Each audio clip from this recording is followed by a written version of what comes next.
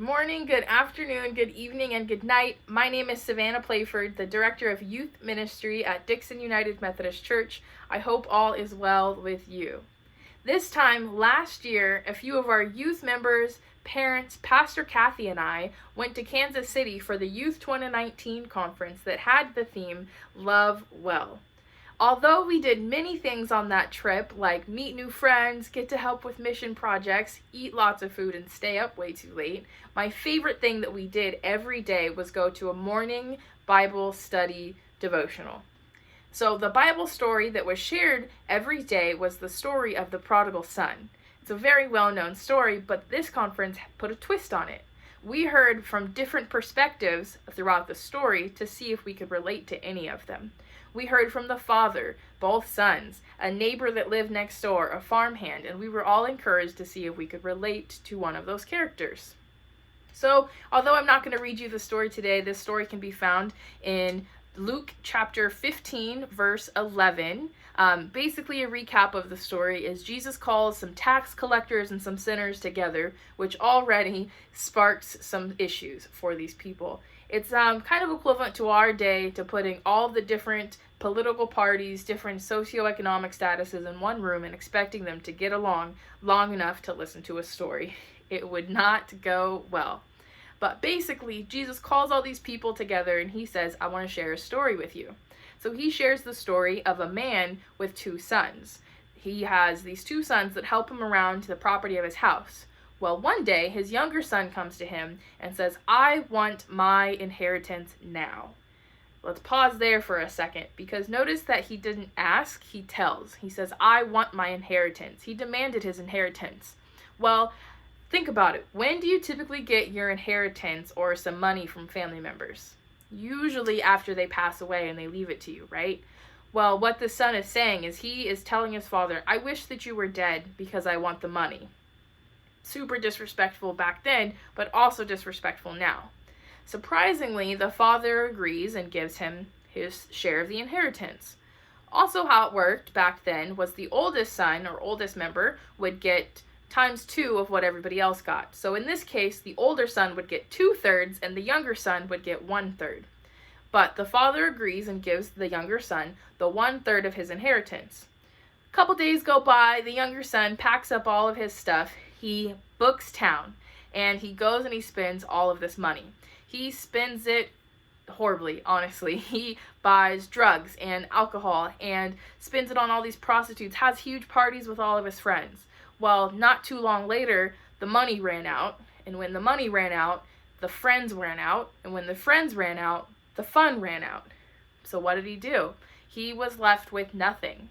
He went to a farm and he went to this farm worker and agreed to work on the farm with the pigs. And back in Jewish culture, pigs were considered disgusting, the lowest thing ever. And so not only was he working with these pigs, but he was envious because they were eating and having a better life than him. That did not last very long, and he thought, you know what, I'm just going to go back home, I'm going to beg for my father's forgiveness, and we'll see how things go.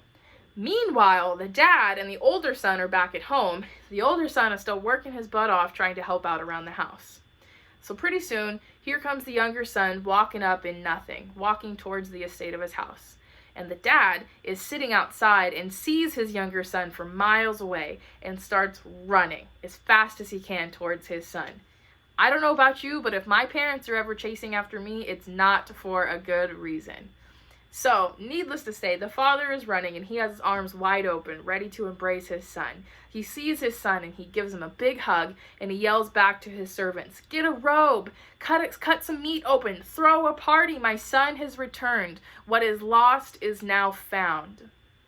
So they do. They throw a big party and have this huge celebration for the son that was lost and left and is now home. So let's think of who we can relate to in this story. So, do you ever rebel authority and not like authority, like parents, employers, maybe a crosswalk when you're walking on the street, police officers, whatever? What about spending your money? Have you ever overindulged and spent your money a little too well on Amazon or at Target? I know I have. Okay, if I haven't got you yet, what about this? Have you ever overindulged in good food and eaten more than your body can handle? I knew I would get you somewhere. So if you've said yes to any of those things, then you might relate to the younger son. Okay, well, what if you don't relate to any of those things that I mentioned before?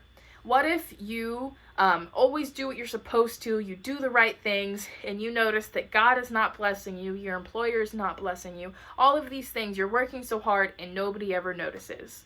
Then you might relate to the older son. So what if we relate to both? What if we have felt that we want to get away and go live the good life, but we also have worked off to get it? That is also a possibility. But we also can possibly relate to the father in the story. The father could have said, I told you so. I knew you were going to run out of money. I knew you were going to do all these awful things. But instead, he just opened his arms and embraced his son. He loved well. He embraced his son and forgave him right there on the spot. With everything that is going on in our society right now, it may seem so hard to forgive. It is so hard to go outside and see everything that's going on in the news, in the world, in people's health, and be forgiving of not only ourselves and other people, but be forgiving of God, that he would allow us to go through this.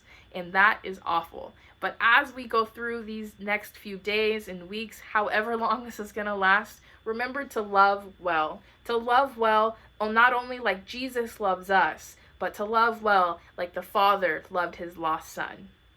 So this week, as you are going about, I ask you to reflect. Think of maybe one person or one thing in your life that you have just struggled so hard to forgive and forget and to let go of and move forward. Just think about it, reflect on it, and pray to God. Ask God to teach you how to love well as we go about the rest of our week.